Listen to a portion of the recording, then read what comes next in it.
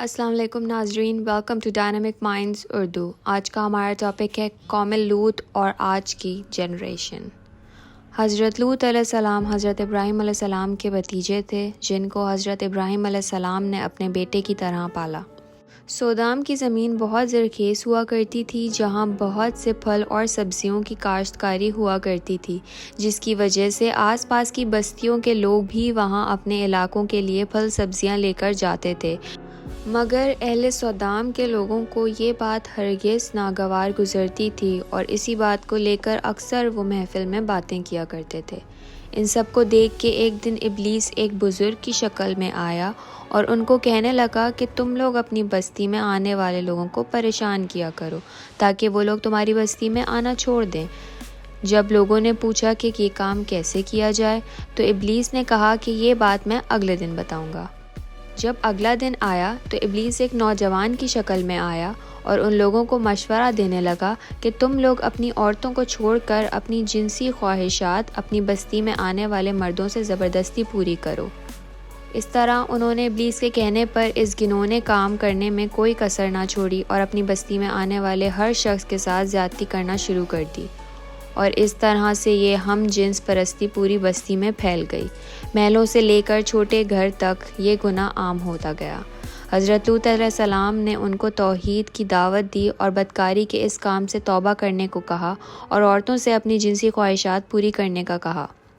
وہ دن رات دعوت دیتے مگر ان پہ کوئی اثر نہ ہوتا، اور الٹا ان کو حضرت لوط علیہ السلام کا سمجھانا بھی برا لگتا تھا۔ مگر حضرت لوط علیہ السلام نے اپنے دعوت کا سلسلہ جاری رکھا۔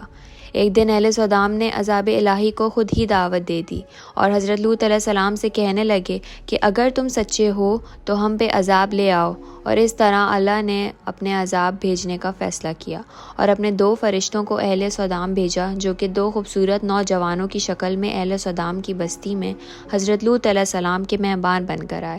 حضرت لوط علیہ السلام کو جب یہ خبر ہوئی تو وہ بہت پریشان ہوئے، کیونکہ ان کو اس بات کا علم تھا کہ اہل سودام کے لوگ ان کے مہمانوں کے پیچھے آئیں گے، اور ایسا ہی ہوا۔ رات کی اندھیری میں اہل سودام کے لوگوں نے حضرت لوط علیہ السلام کے گھر حملہ کرنے کی کوشش کی، جبکہ حضرت لوط علیہ السلام ان کو سمجھا بھی رہے تھے، مگر انہوں نے ایک نہ مانی۔ پھر جب حضرت لوط علیہ السلام اندر اپنے گھر گئے تو ان کو ان 2 فرشتوں نے بتایا کہ وہ اللہ کی طرف سے بھیجے ہوئے فرشتے ہیں جو ان کی قوم کے لیے عذاب لے کے آئے ہیں، اور حضرت لوط علیہ السلام کو اپنی بیوی اور بیٹیوں کے ساتھ سورج نکلنے سے پہلے جانے کو کہا، اور تنقید کی کہ جاتے وقت کوئی پیچھے مڑ کر نہ دیکھے۔ حضرت لوط علیہ السلام اپنے خاندان کو لے کر وہاں سے نکل تو گئے، مگر راستے میں ان کی بیوی جو کہ اپنی قوم کے ساتھ اس بدفعلی میں شریک تھی، آگے نہیں گئی اور واپس اپنی قوم کی طرف لوٹ گئی۔ حضرت لوط علیہ السلام کے جانے کے بعد ان کی قوم پر اللہ کی طرف سے عذاب نازل ہونا شروع ہو گیا، اور آسمان سے آگ کے پتھر گرنے لگے، اور جو جس حالت میں تھا وہ اسی حالت میں پتھر کا ہو کے رہ گیا، اور قوم لوط برباد ہو گئی اور تا قیامت تک عبرت کا نشان بن گئی۔ مگر یہ بات اور گناہ کبیرہ آج کے زمانے اور آج کی جنریشن میں بہت عام پائی جاتی ہے۔ پرائیڈ موومنٹ کے نام پہ ہم جنس مرد ہو یا عورت یہ گناہ کرنے میں آگے آگے رہتے ہیں، یہاں تک کہ امریکہ میں لاء پاس ہونے کی وجہ سے وہاں اور یورپ کے کئی ممالک میں ہم جنس پرستی عام ہو گئی ہے۔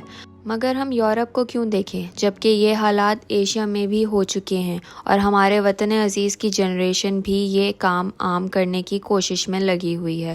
فیمنسٹ کے نام پہ ہر سال عورت مارچ ہوتا ہے، جہاں اصل عورت کے حقوق کے بجائے ہر غیر اخلاقی کام کو حوصلہ افزائی دی جا رہی ہوتی ہے۔